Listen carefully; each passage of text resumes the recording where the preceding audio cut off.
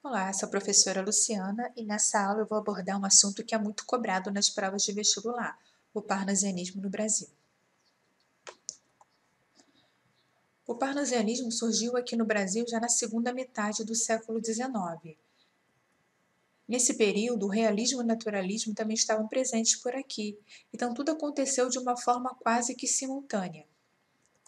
O nome parnasianismo surgiu na França e deriva-se do termo Parnaso, que na mitologia grega remete-se ao monte do deus Apolo e também das deusas da poesia.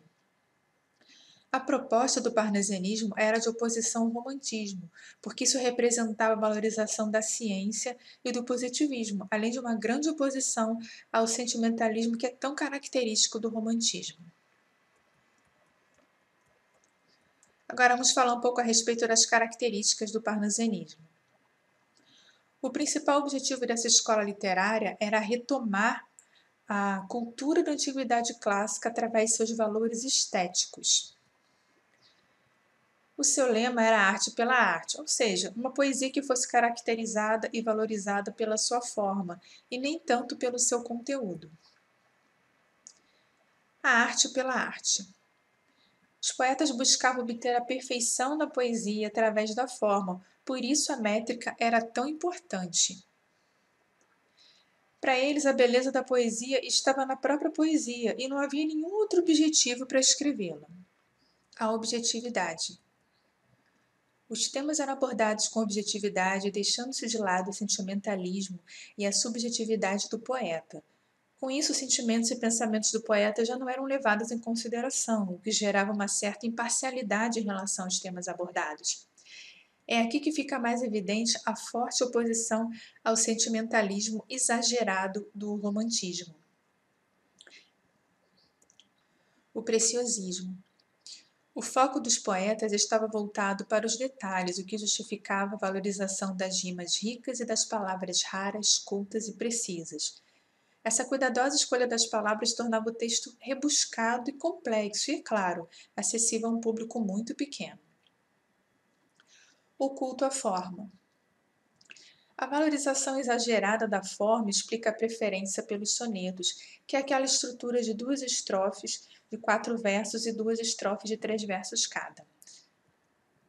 A metrificação rigorosa adotava o mesmo número de sílabas métricas em cada verso. O descritivismo. A descrição visual era bem detalhada e baseada em cenas e objetos inertes, como, por exemplo, vasos e estátuas.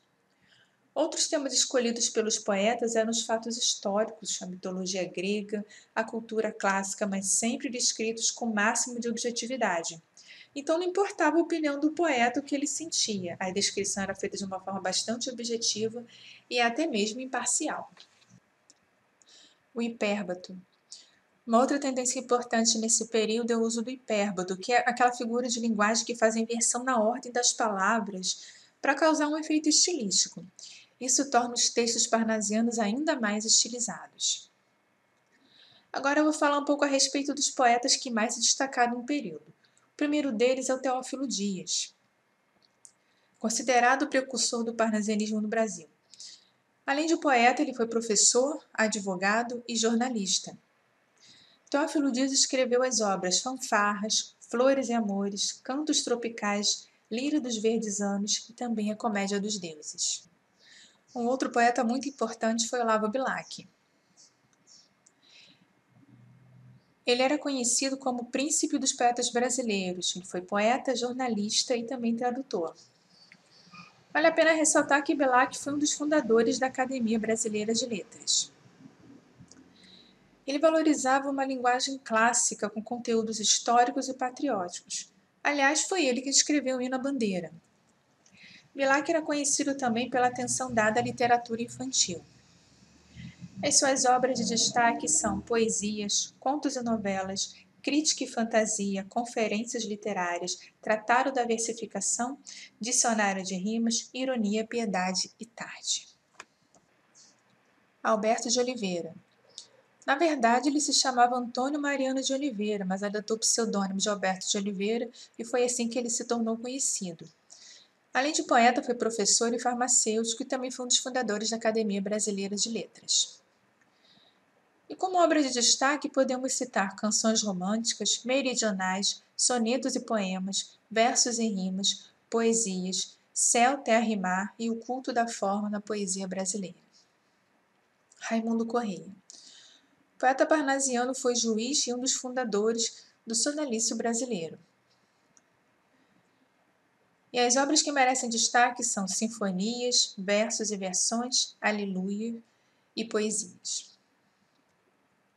E agora vamos falar a respeito da representante feminina do parnasianismo, a poetisa Francisca Júlia.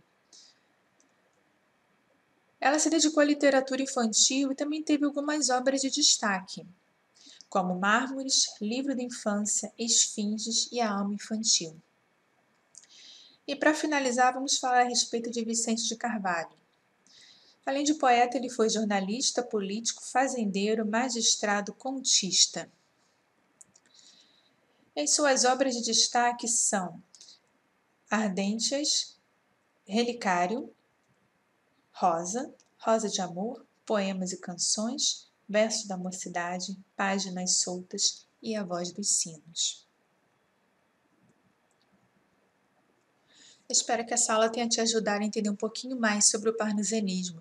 Se você está se preparando para o vestibular, deixe seu comentário aqui. Se você gostou do vídeo, dê o seu like, compartilhe. Se ainda não se inscreveu, inscreva-se aqui no canal e já ative o sininho para ser avisado sobre os próximos vídeos. Até a próxima aula!